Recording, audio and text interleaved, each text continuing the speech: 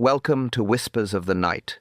Tonight we journey to Yorkshire in October 1932, where within the Gothic halls of Greystone Manor, a woman lies dead after unveiling a cursed family portrait.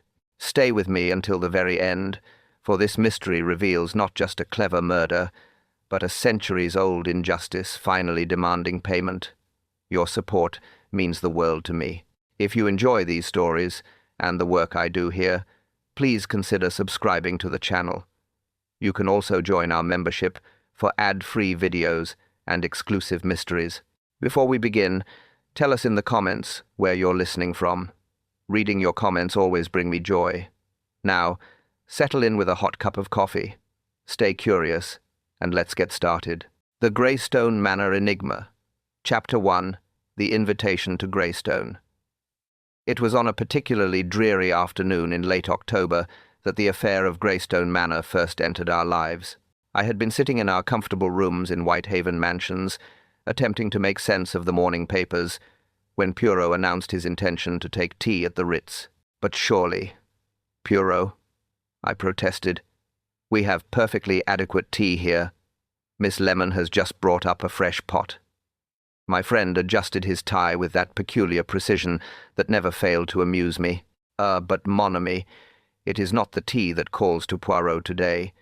It is the human nature, the observation of people in their natural habitat command. I should have known better than to argue. Within the hour we found ourselves seated in the elegant surroundings of the Ritz's palm court, where the gentle clink of china and the murmur of Gentile conversation created that particularly English atmosphere of restrained civility. It was there that we encountered Lady Margaret Fenwick. She was a woman of perhaps 60 years, possessed of that particular dignity that seems bred into the English aristocracy. Her silver hair was arranged with old-fashioned care, and though her black attire suggested mourning, there was nothing of the invalid about her bearing. Indeed, she struck me as a woman of considerable determination, though something in her manner, a certain nervous quality in the way her fingers toyed with her pearls, suggested an inner turmoil. Poirot, with his usual acute observation of human nature, had noticed her before I did. "Regard Hastings," he murmured. "The lady at the corner table. She has been watching us for some minutes now." I followed his gaze and saw that he was quite right. The lady in question seemed to be wrestling with some internal debate. Finally, as though reaching a decision, she rose and approached our table with the kind of resolution that spoke of breeding and courage. "I beg your pardon," she said, her voice carrying the cultured tones of the upper classes. "But are you not Missy Hercule the detective?" Poirot rose with his customary old-world courtesy. "I am indeed, madame. May I present my friend, Captain Hastings, Lady Margaret Fenwick," she replied, inclining her head gracefully. "I wonder, that is to say, might I speak with you? I find myself in rather a peculiar situation." We invited her to join us, and once she was settled with a cup of tea, she began her story. There was something almost theatrical about the way she paused, as though choosing her words with the greatest care.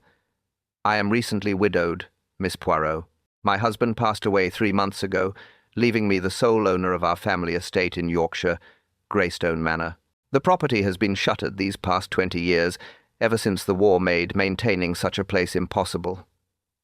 "Ah," said Poirot with interest. "And now perhaps you wish to restore it." A shadow passed across her features. "Indeed, yes, but there is more to it than that.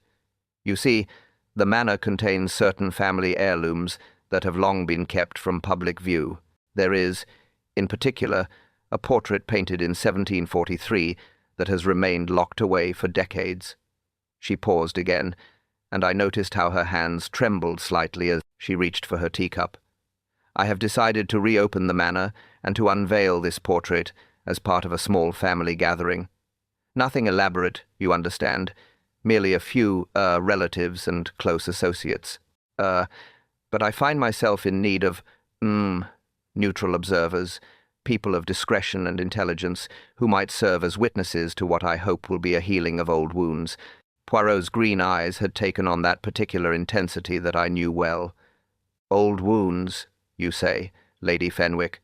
Of what nature are these wounds?" She looked down at her hands. "The portrait is said to be cursed, Miss Poirot. Foolish superstition, perhaps, but there have been incidents in the past.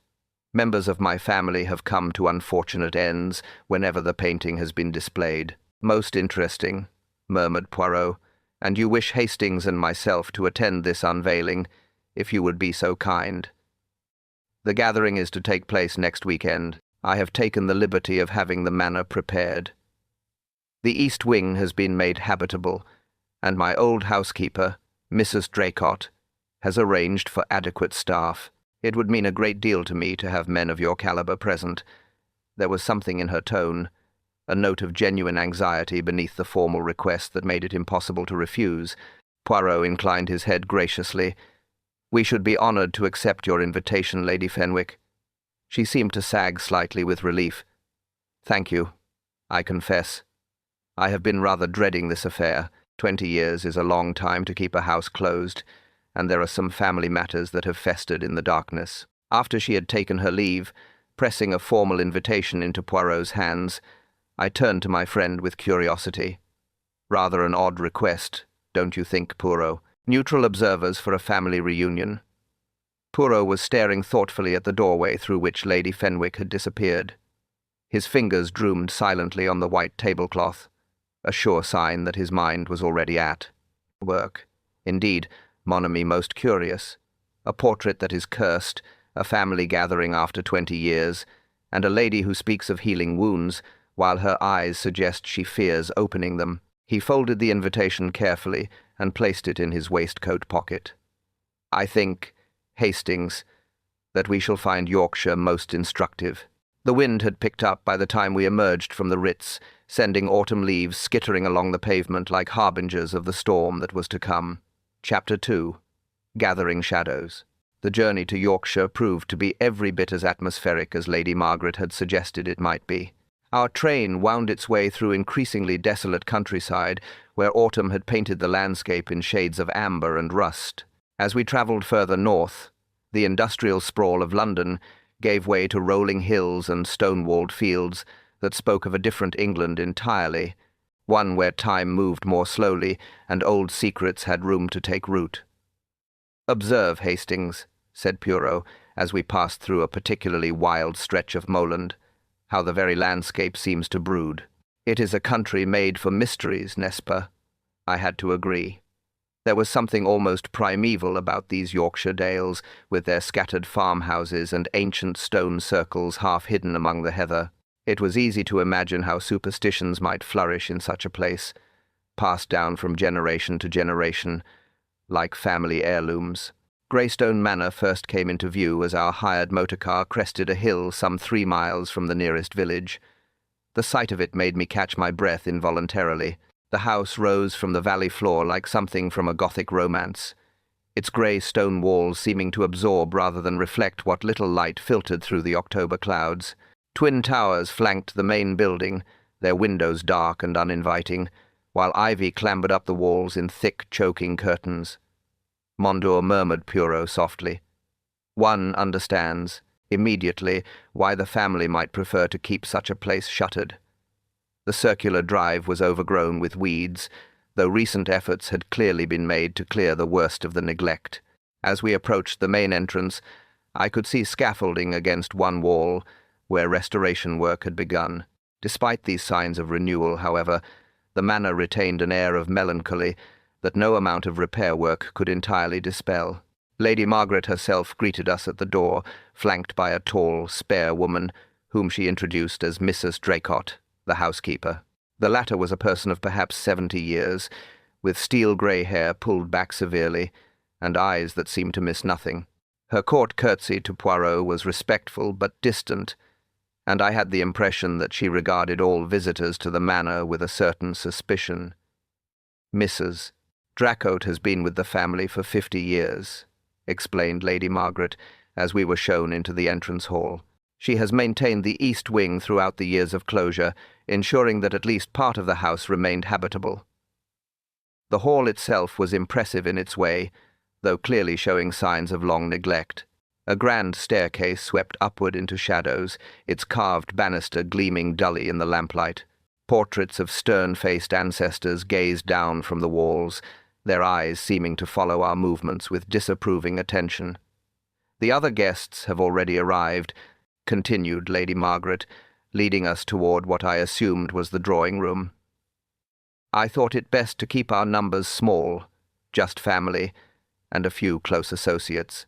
The first person we encountered was a young man of perhaps 30, tall and fair-haired, with the kind of easy charm that immediately marked him as a gentleman. Lady Margaret introduced him as her nephew, Julian Fenwick, recently returned from service in India. "Delighted to meet you both," he said, shaking hands with evident sincerity. "Margaret has told me a great deal about your reputation, Msuro." There was something in his manner, however, a slight tension around the eyes perhaps, or the way his smile seemed to require effort, that suggested he was not entirely at ease. When Lady Margaret mentioned his recent return from the East, I noticed how his jaw tightened almost imperceptibly. "India must have been quite an adventure," I ventured, hoping to draw him out. "Oh, yes," he replied with forced lightness. "Quite the experience, though, I must say. It's good to be back in England. Nothing quite like the old country, is there?" Before I could pursue the conversation further, we were interrupted by the arrival of another guest, a man of middle years with the sleek, well-fed appearance of a successful businessman. His dark hair was paraded to perfection, and his clothes spoke of expensive tailoring. Everything about him suggested prosperity and self-satisfaction. "Ah, Blackwood," said Lady Margaret with noticeably less warmth than she had shown her nephew. "Allow me to present Monsieur Poe and Captain Hastings. Gentlemen, this is Mr. Cornelius Blackwood, a dealer in fine art from London." Blackwood's handshake was firm but brief, and his pale blue eyes assessed us with the calculating gaze of a man accustomed to placing values on things. "An honor, I'm sure. Lady Margaret has spoken of your reputation for solving puzzles, though I trust our little gathering will prove entirely peaceful." His smile was pleasant enough, but I detected something else beneath it, a kind of hungry anticipation that made me slightly uncomfortable. When Lady Margaret mentioned that he had been advising her on the restoration of certain family pieces, I noticed how his attention sharpened. The final member of our small party proved to be a young woman of perhaps 25, introduced as Miss Eleanor Ashford. She was not what one might call beautiful in the conventional sense, but there was an intelligence in her dark eyes and an animation in her manner that made her immediately striking. Her brown hair was arranged simply, and her clothes, while well made, had the practical air of someone more concerned with comfort than fashion. "Miss Ashford has been researching our family history," explained Lady Margaret. "She's a professional genealogist and historian working on a comprehensive study of the Fenwick line." "How fascinating," said Poirot with genuine interest. "And you have discovered much of interest, mademoiselle." Elena's eyes lit up with enthusiasm. "Oh, yes, indeed. The Fenwick family has such a rich and complex history. There are mysteries dating back centuries, missing heirs, unexplained disappearances, legends, and superstitions that have never been properly investigated." She spoke with the passion of a true scholar, and I found myself drawn to her obvious dedication to her work. There was something refreshing about her straightforward manner after Blackwood's oily charm and Julian's forced bonhomie. As Mrs.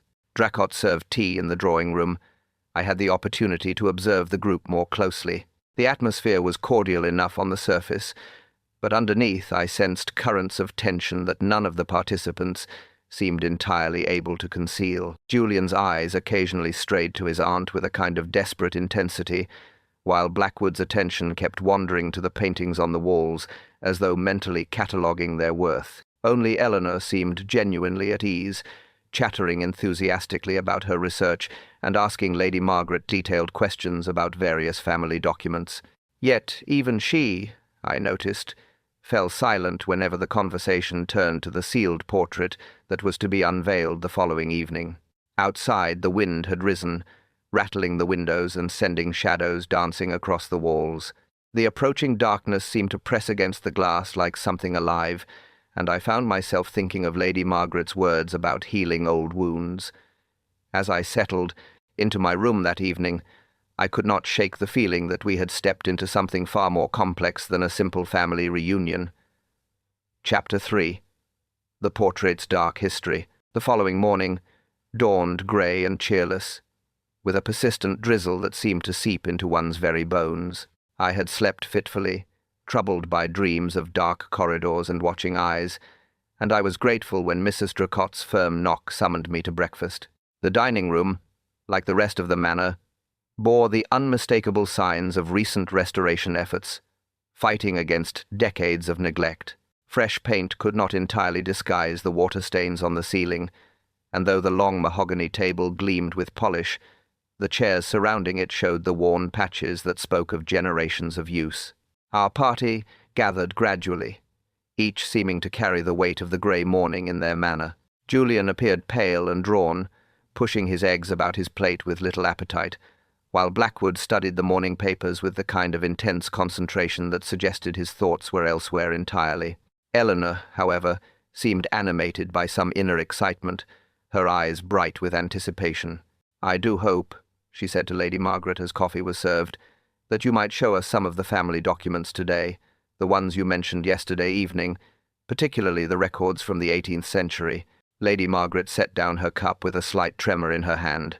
"Yes, of course, though I confess, some of the old papers make for rather disturbing reading."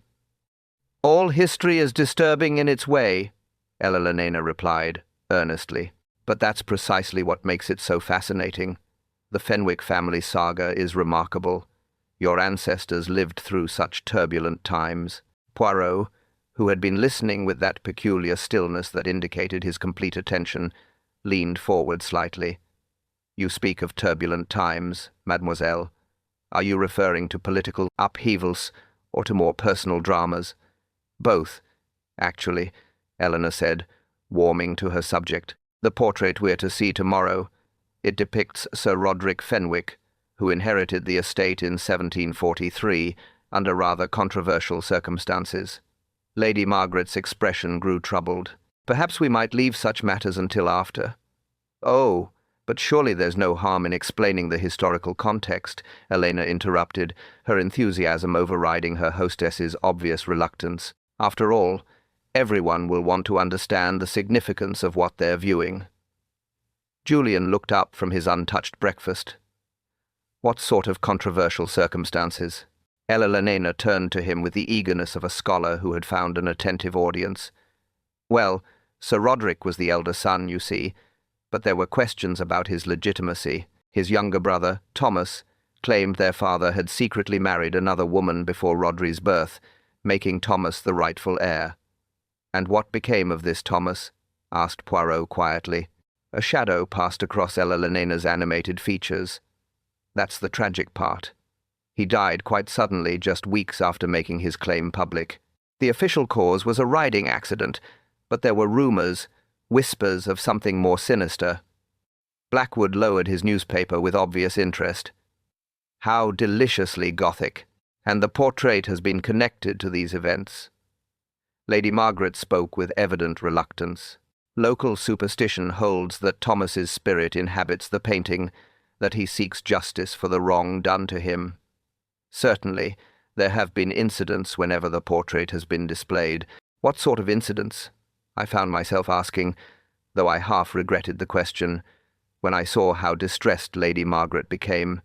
"Deaths," she said simply. "Always deaths. The last time the portrait was hung publicly was in 1798, during my great-great-grandfather's time. 3 people died that week, including my ancestor's eldest son." An uncomfortable silence settled over the breakfast table. Outside, the rain continued its relentless drumming against the windows, and somewhere in the depths of the house, a door creaked on its hinges. Elena was the first to break the quiet. "But surely you don't believe in such superstitions, Lady Margaret? I mean, from a historical perspective, the timing could simply be coincidental." "Perhaps," Lady Margaret replied, though her tone suggested she was far from convinced. "But one begins to wonder when the pattern repeats itself so consistently." Mrs. Dracotte, who had been moving silently around the table, refilling coffee cups, spoke for the first time that morning. "The portrait remembers, my lady. Some things are better left undisturbed." Her words carried a weight of conviction that made even Elena fall silent. I noticed how the elderly housekeeper's hands trembled slightly as she handled the silver coffee pot, and how her eyes seemed to avoid looking directly at any of us. "Nevertheless," said Lady Margaret, with visible effort, "I am determined to proceed. Too many family secrets have festered in darkness. Perhaps it's time to bring them into the light, whatever the consequences." Julian's cup rattled against its saucer as he set it down. "Are you quite certain this is wise, Aunt Margaret? I mean, if there's any real danger." "The only danger," interrupted Blackwood smoothly, "is in allowing valuable family heritage to moulder away unseen. I've examined the documentation, and I can assure you that the portrait is not only historically significant, but potentially quite valuable. It would be a shame to let superstition prevent its proper appreciation."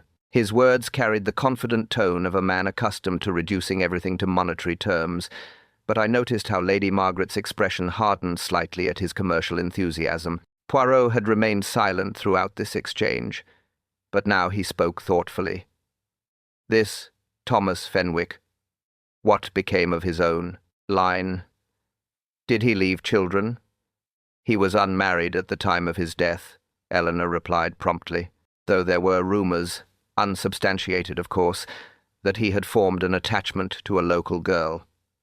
If there were any children from such a union, they would have been illegitimate and without legal claim. "But still," mused Poirot, "blood calls to blood, as they say, and injustice once committed has a way of echoing through the generations." His words seemed to hang in the air like a prophecy, and I felt an involuntary shiver run down my spine. Elena's eyes had taken on a strange, almost fevered brightness, while Julian stared morosely into his coffee, as though seeking answers in its dark depths. The morning progressed with Eleanor examining family documents in the library under Lady Margaret's supervision, while Julian took himself off for a solitary walk, despite the continuing rain. Blackwood occupied himself with a thorough inspection of the Manor's art collection, making notes in a small leather-bound book with the methodical precision of a professional appraiser.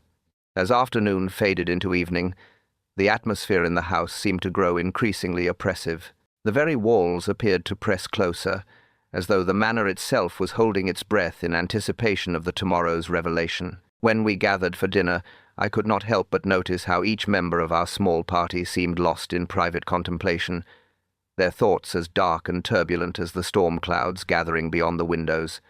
Chapter 4. The Unveiling. The storm that had been threatening all day finally broke as evening approached, unleashing its fury upon Greystone, in manner with a violence that seemed almost personal. The wind howled around the towers like a living thing, while rain lashed the windows with such force that the ancient glass trembled in its frames. It was, I reflected grimly, a most appropriate accompaniment to the unveiling of a cursed portrait. Mrs. Dracot had outdone herself in preparing the grand hall for the ceremony. Dozens of candles flickered in ornate holders, their flames dancing wildly each time the storm found a new way to penetrate the Manor's defences. A heavy velvet curtain had been arranged to conceal the portrait, which hung prominently above the massive stone fireplace, where a log fire crackled and sparked. Our small party assembled at 8 precisely, each dressed with appropriate formality for the occasion. Lady Margaret wore black silk, relieved only by her pearls, her face pale but determined. Julian had managed to present a more cheerful aspect than he had shown all day, though I noticed his hands trembling slightly as he accepted a glass of sherry from Mrs. Dracot's tray. Elena appeared particularly animated, her dark eyes bright with excitement as she examined the elaborate preparations. She had changed into a deep blue evening dress that transformed her scholarly appearance into something almost elegant, and her enthusiasm seemed to infect the very air around her. "How perfectly atmospheric," she exclaimed, gesturing toward the storm-lashed windows. Sir Rodri himself could not have chosen a more dramatic evening for his return to public view. Blackwood, resplendent in evening dress, moved about the hall with the predatory grace of a cat, his pale eyes taking in every detail of the assembled artwork. "Quite the theatrical production," he murmured to no one in particular. One can only hope the revelation proves worth the elaborate staging. Poirot stood near the fireplace, his small hands clasped behind his back, observing each member of our party with that peculiar intensity that I had learned to recognize. His egg-shaped head turned slightly as Lady Margaret called for attention. "My friends," she began, her voice carrying clearly despite the storm's fury, "I have asked you here tonight to witness something that has not been seen for over a century. The portrait of Sir Roderick Fenwick has remained hidden in darkness since 1798, locked away because of unfortunate associations." She paused, and I saw her gather her courage before continuing. "But I believe that secrets like wounds fester when kept hidden from the light. Tonight we bring truth into the open, whatever the consequences may be." A particularly violent crash of thunder punctuated her words, and the candle flames guttered wildly before steadying once more. Elalunana leaned forward eagerly, while Julian shifted uncomfortably in his chair. Blackwood's attention was fixed entirely on the concealed portrait. "The painting depicts my ancestor at the height of his power," Lady Margaret continued, "but it also represents a family tragedy that has cast its shadow over generations of Fenwicks. Thomas Fenwick, Rodri's younger brother, died believing himself the victim of injustice. His spirit, it is said, inhabits this portrait, seeking acknowledgement of the wrong done to him." Mrs. Dracot, who had been standing silently near the door, spoke suddenly in her quiet, authoritative voice. "Some things are better left buried, my lady. The dead should rest in peace." Lady Margaret's jaw tightened with resolve. "The dead will rest in peace, Mrs. Dracot, when justice is finally done to their memory." She moved toward the curtain with deliberate steps, her hand reaching for the cord that would reveal the portrait. The moment seemed frozen in time, charged with an electricity that had nothing to do with the storm raging outside. "For Thomas Fenwick," she said firmly, "and for all those who suffered because of family pride and prejudice." The curtain fell away with a whisper of heavy fabric. The portrait that was revealed took my breath away. Sir Roderick Fenwick stared down at us with eyes that seemed to burn with inner fire, his aristocratic features rendered with such skill that he appeared almost alive. He was depicted in the full vigor of middle age, his dark hair powdered in the fashion of the time, his clothing rich with gold embroidery. But it was his expression that commanded attention, a look of such arrogant confidence, such absolute certainty of his own righteousness, that it made one instinctively uncomfortable. "Magnificent," breathed Blackwood, his commercial instincts clearly aroused. The brushwork alone. His words were cut short by a tremendous crash of thunder that seemed to shake the very foundations of the manor. At the same instant, every candle in the hall guttered and died, plunging us into absolute darkness. In the blackness that followed, I heard a confusion of sounds, a gasp of surprise, the scrape of a chair, quick footsteps across the stone floor. Someone cried out, a woman's voice, though in the darkness I could not identify whose. "Stay calm, everyone," called Julian's voice from somewhere to my left. "Mrs. Dracot, can you find the electric switches?" "The storm has knocked out the power," came the housekeeper's reply. "I'll fetch candles from the kitchen." There were more sounds of movement, hushed exclamations, the rustle of fabric. I tried to move toward where I thought Poirot was standing, but in the complete darkness I became disoriented and found myself bumping into furniture. It seemed an eternity before Mrs. Dracot returned with candles, though it could not have been more than 2 or 3 minutes. As the warm light gradually filled the hall once more, illuminating our small group, I saw that we were all accounted for, all except Lady Margaret. "Where is my aunt?" demanded Julian, his voice sharp with alarm. It was Elalunana who spotted her first, pointing with a trembling hand toward the foot of the grand staircase. There, crumpled at the bottom of the stone steps like a broken doll, lay Lady Margaret Fenwick. I rushed forward with the others, but even before Poirot knelt to examine her, I could see from the unnatural angle of her neck that we were too late. Lady Margaret was dead. As we stood in shocked silence around her still form, the candlelight flickering across our horrified faces, I became aware of something that made my blood run cold. Behind us, the portrait of Sir Rodri seemed to leer down with malevolent satisfaction, as though the curse had finally claimed another victim. It was then that Poirot made his startling discovery. Moving to examine the portrait more closely, he called us over with barely suppressed excitement. "Regard me," he said, his voice cutting through our stunned silence. "The frame of the portrait. It bears fresh fingerprints in the dust." The implications hit us all simultaneously. The portrait had been sealed away for over a century, untouched by human hands. Yet there, clearly visible in the candle light, were the distinct marks of fingers pressed into the accumulated dust of decades. Fingerprints that could only have been made tonight. Chapter 5. Motives in the Shadows. The dawn that followed Lady Margaret's death was grey and subdued, as though the very sky mourned her passing. The storm had blown itself out during the small hours, leaving only a gentle rain that pattered against the windows like tears. I had slept little, a mind churning with the terrible events of the previous evening, and I was grateful when Mrs. Dracot's quiet knock summoned me to the breakfast room. The police had arrived just after midnight. Inspector Morrison, a capable-looking Yorkshire with steady grey eyes and a methodical manner that reminded me somewhat of Poirot himself. He had listened to our accounts with professional attention, examined the scene with thorough guess, and arranged for Lady Margaret's body to be removed with appropriate dignity. Now, as morning light struggled through the clouds, he was preparing to conduct formal interviews with each member of our party. A tragic accident, it would seem. He had told us the night before. The lady must have become disoriented in the darkness and fallen down the stairs.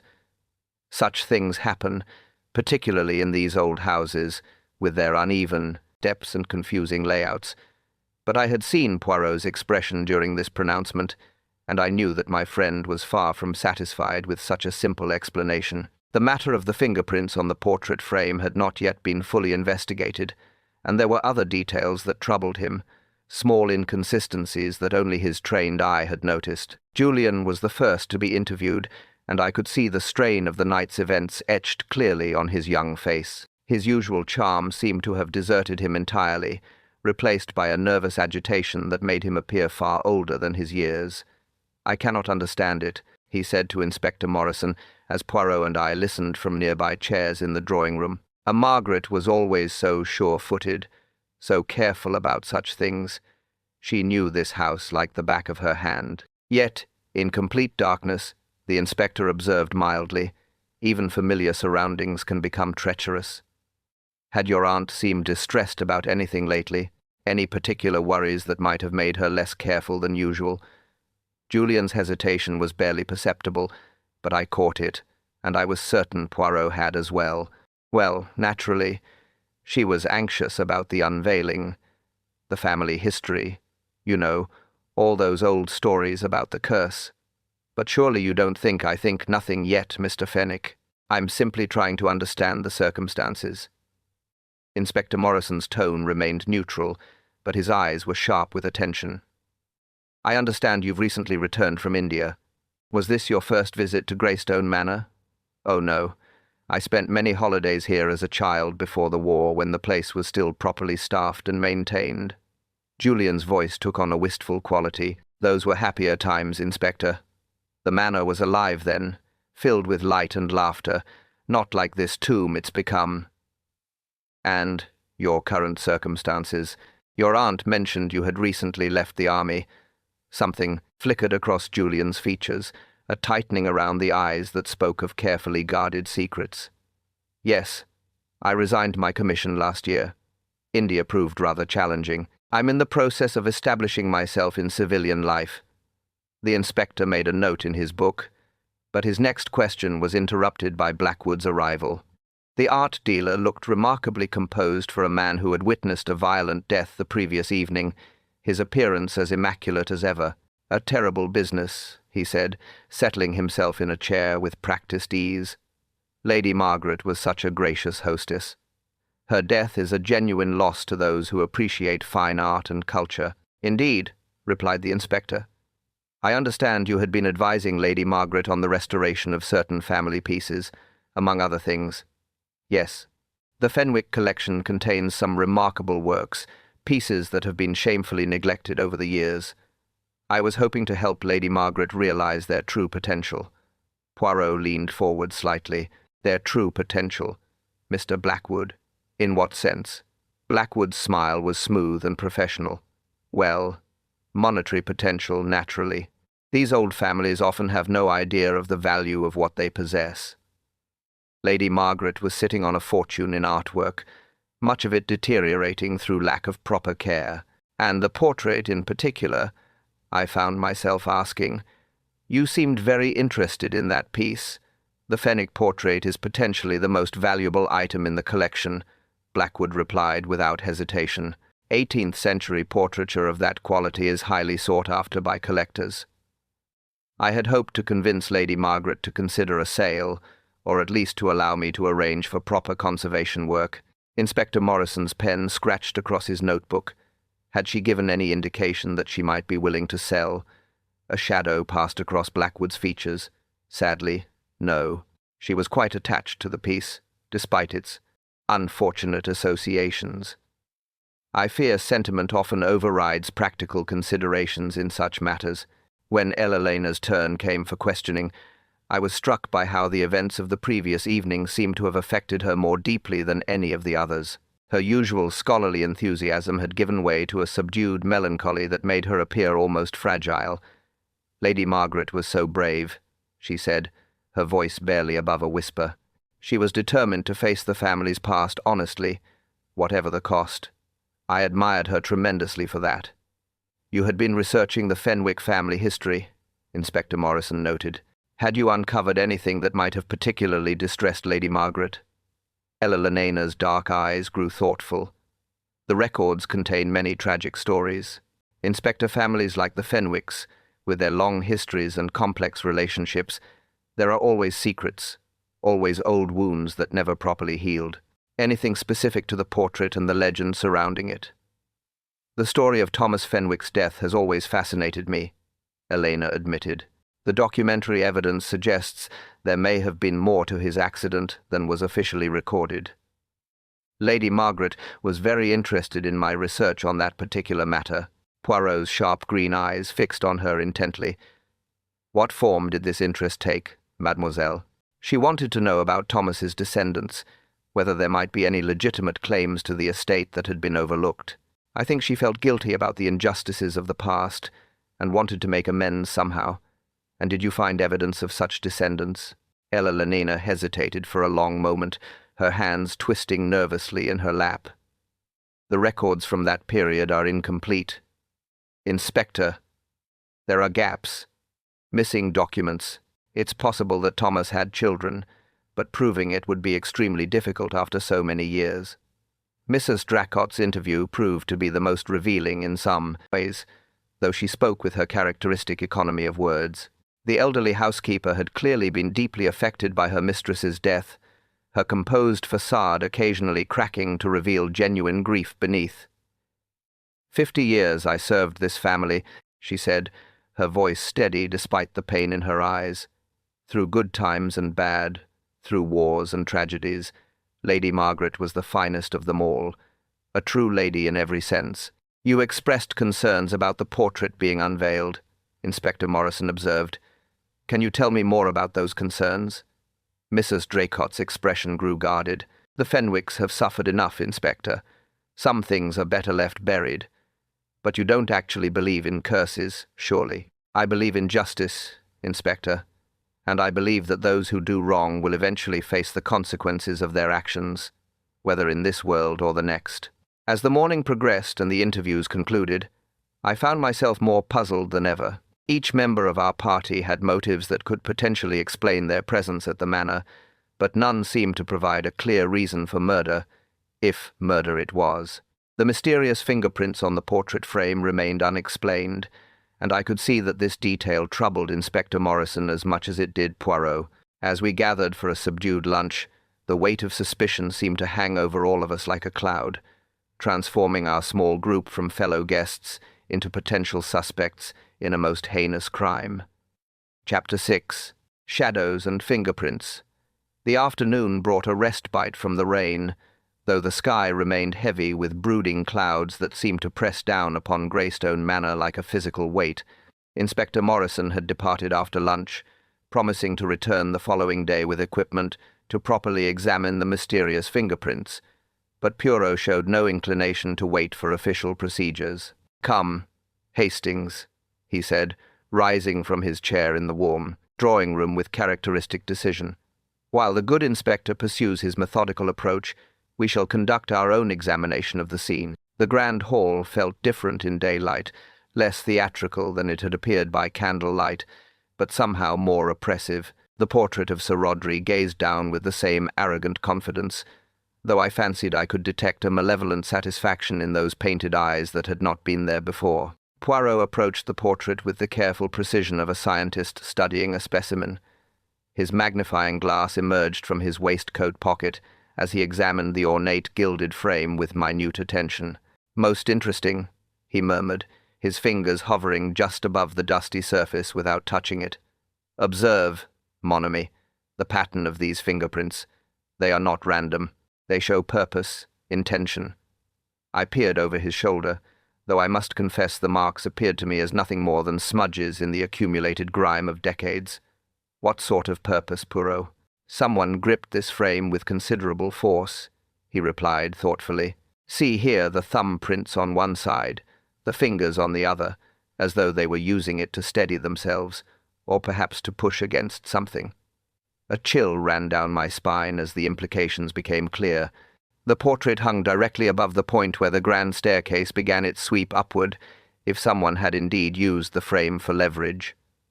"You think Lady Margaret was pushed?" I asked in a hushed voice. Poirot straightened, his green eyes grave.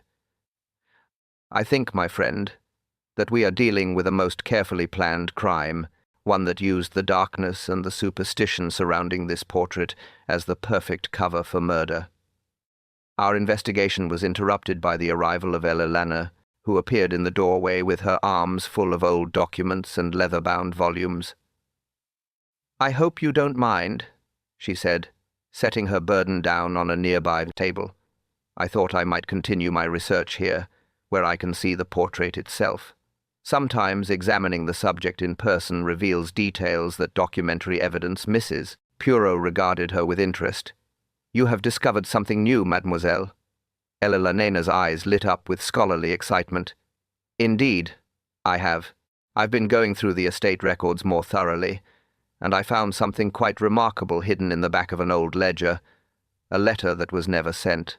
She produced a yellowed piece of paper with the careful reverence of an archaeologist, handling a precious artifact. "It's from Thomas Fenwick to his brother Roderick, written just days before his death. Would you like me to read it?" Poirot nodded eagerly, and Elena cleared her throat before beginning in her clear, precise voice. "My dear brother, I write this knowing it may be my last communication with you in this world.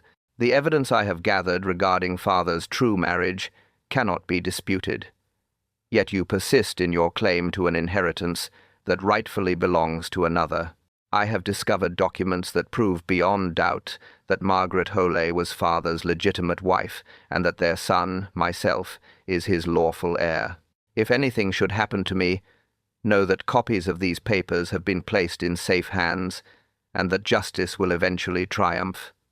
Your brother, in truth, Thomas." An electric silence followed her words. I felt the hair on the back of my neck rising as the implication sank in.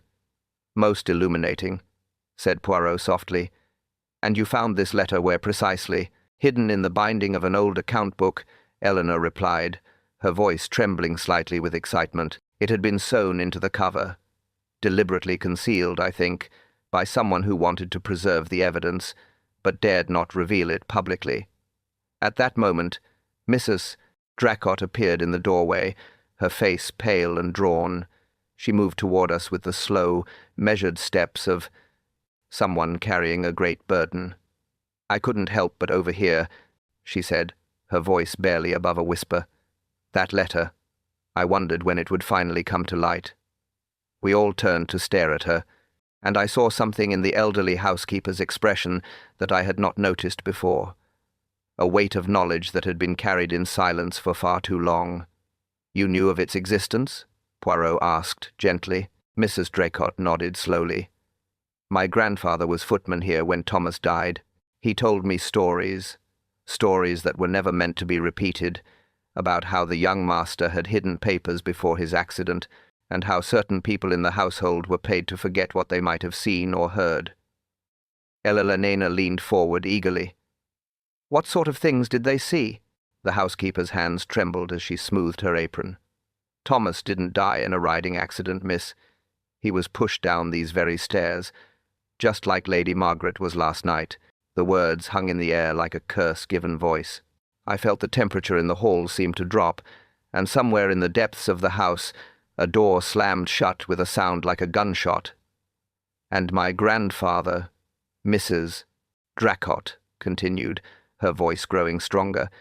He saw who did it, but he was a poor man with a family to feed, and the truth can be an expensive luxury for those with little power.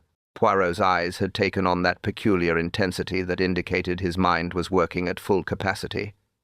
You believe there is a connection between Thomas's death and what happened to Lady Margaret? Before Mrs. Draycott could answer, we were interrupted by the sound of rapid footsteps.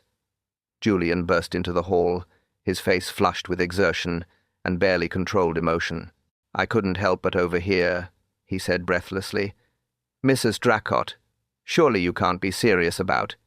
He stopped abruptly as his eyes fell upon the documents spread across Ella Lenena's table. His face went white as parchment. Where did you find those papers? He demanded, his voice sharp with something that might have been panic. Ella Lana looked startled by his vehemence. In the old records, as I explained, they're historically significant documents that shed new light on. They're lies, Julian interrupted, his composure cracking completely. Lies and forgeries meant to discredit my family's legitimate claim to this estate. The transformation in him was remarkable. Gone was the charming, somewhat melancholy young man I had come to know. In his place stood someone desperate and dangerous, with wild eyes and clenched fists. Mrs. Draycott stepped backward, her face grave with understanding.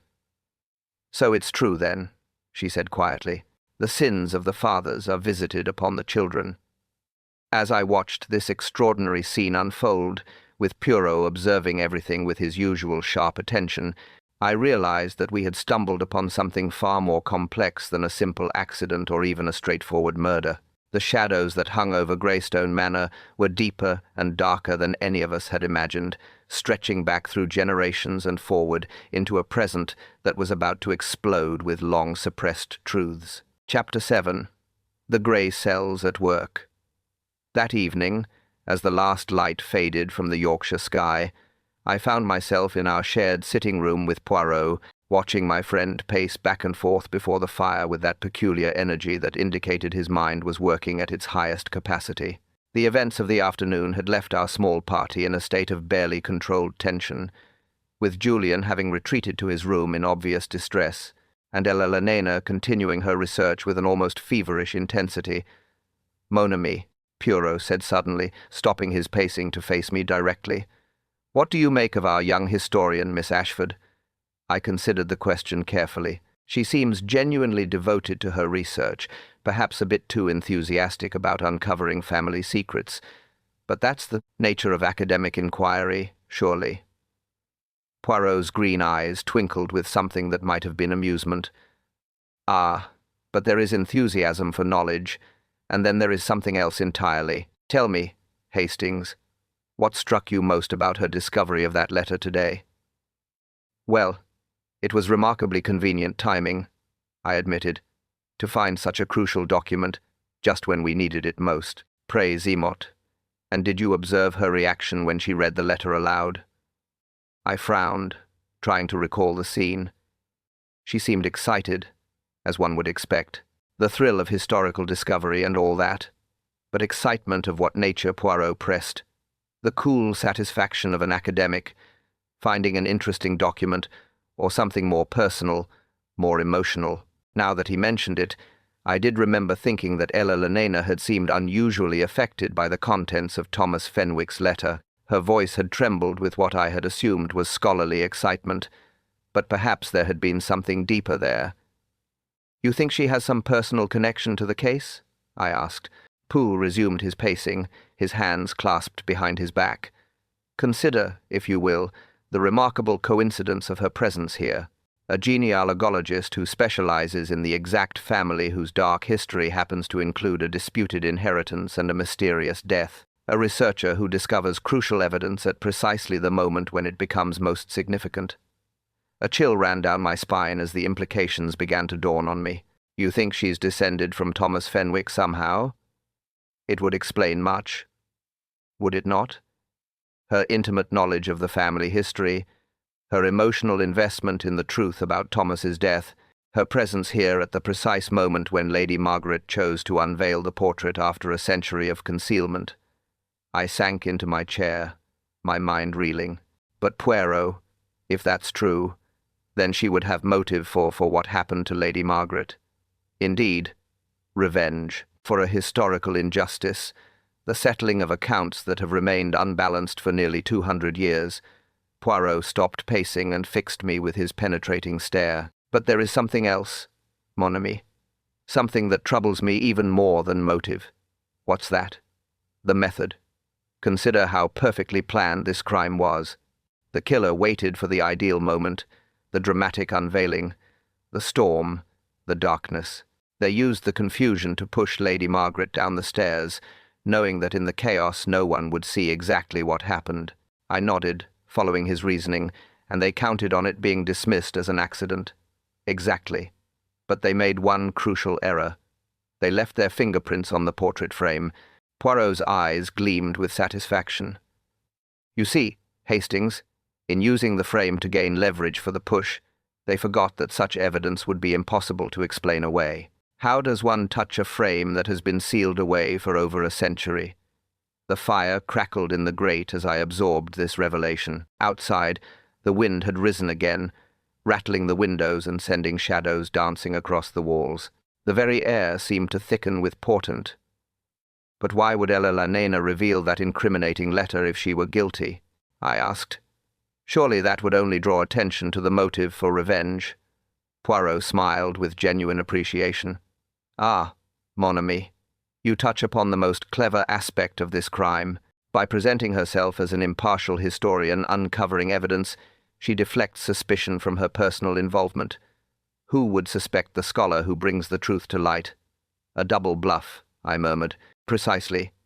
And observe how she has positioned herself throughout this affair, always present when crucial discoveries are made, always ready with historical context, always appearing to be Lady Margaret's ally in the quest for truth."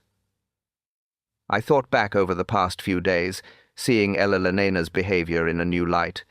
Her eagerness to examine family documents, her detailed knowledge of Fenwick genealogy, her emotional response to stories of historical injustice.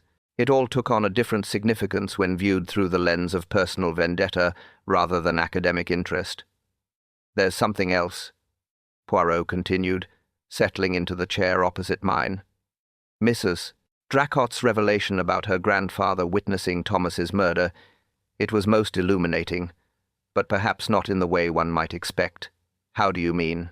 "If Thomas was indeed murdered, and if certain household staff were paid to remain silent, then there exists a pattern of concealment that has lasted for generations. Secrets passed down from parent to child, grievances nursed in darkness, waiting for the right moment to emerge into the light." The implications were staggering. "You think Eleanor isn't the only one with hidden connections to this family?" "I think, mon ami, that Greystone Manor harbors more secrets than even Lady Margaret suspected. The question now is whether we can uncover the truth before our killer realizes how close we have come to the solution." As if summoned by his words, a soft knock came at our door. Mrs. Dracot entered, carrying a tea tray with her usual quiet efficiency, but I noticed that her hands trembled slightly as she set it down. "Will there be anything else, gentlemen?" she asked, her voice carefully neutral. Poirot regarded her with gentle but penetrating attention. "Perhaps, Mrs. Dracot, you might tell us more about your family's long service to the Fenwicks.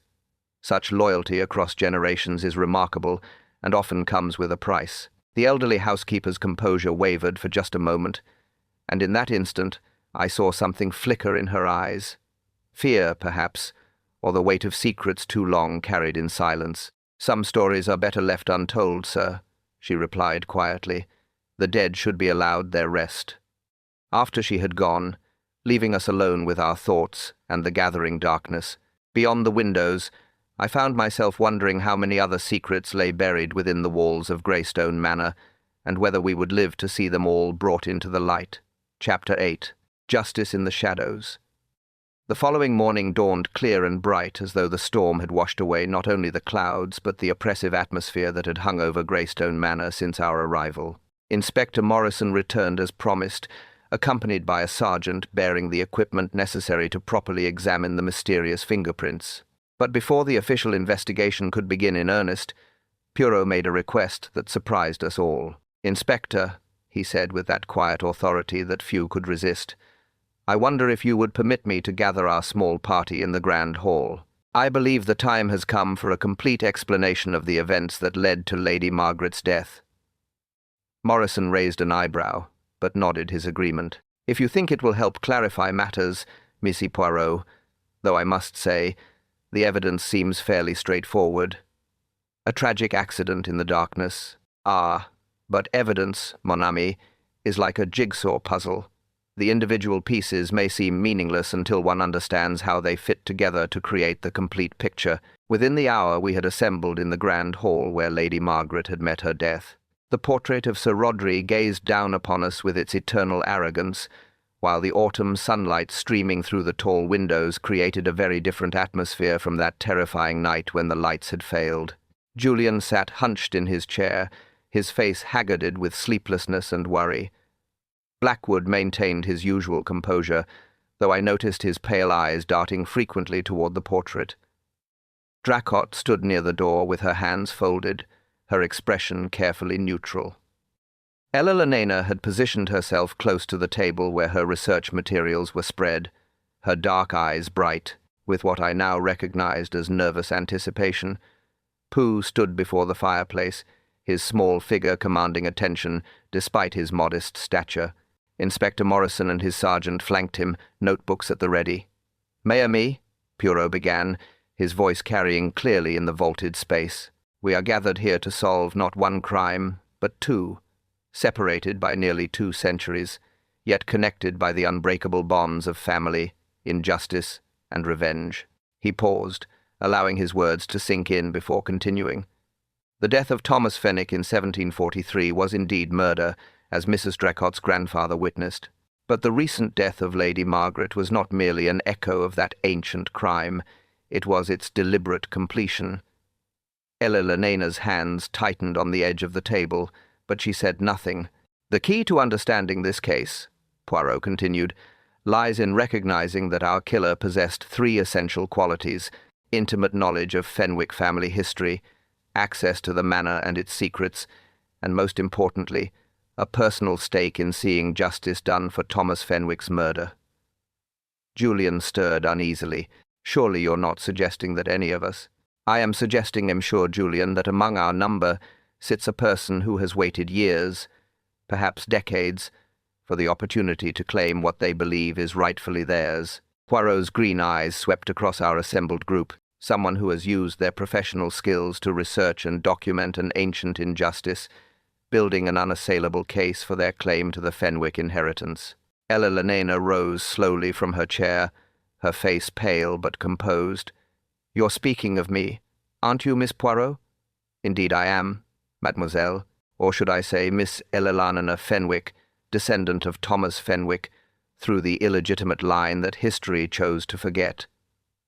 A collective gasp echoed through the hall. Ella Lenana's scholarly mask had fallen away entirely, revealing the passionate conviction that had driven her for so long. "You're quite correct," she said with quiet dignity. "My ancestor was Thomas Fenwick's son by Margaret Holey, the woman who was secretly married to the elder Fenwick before Rodri's birth. Thomas died before he could prove his legitimacy, and his son was forced to take his mother's name and live in poverty while the usurpers prospered." Poirot nodded gravely. "And you have spent years researching this injustice, documenting the evidence, preparing for the moment when you could claim your rightful inheritance. I came here as Lady Margaret's ally, Elena continued, her voice growing stronger. I offered to help her uncover the truth about her family's past. But when I realized she intended only to acknowledge the injustice without making proper restitution, when I saw that she planned to leave everything to Julian despite knowing the truth, I knew that gentle persuasion would never suffice. Inspector Morrison stepped forward, his hand moving instinctively toward his handcuffs.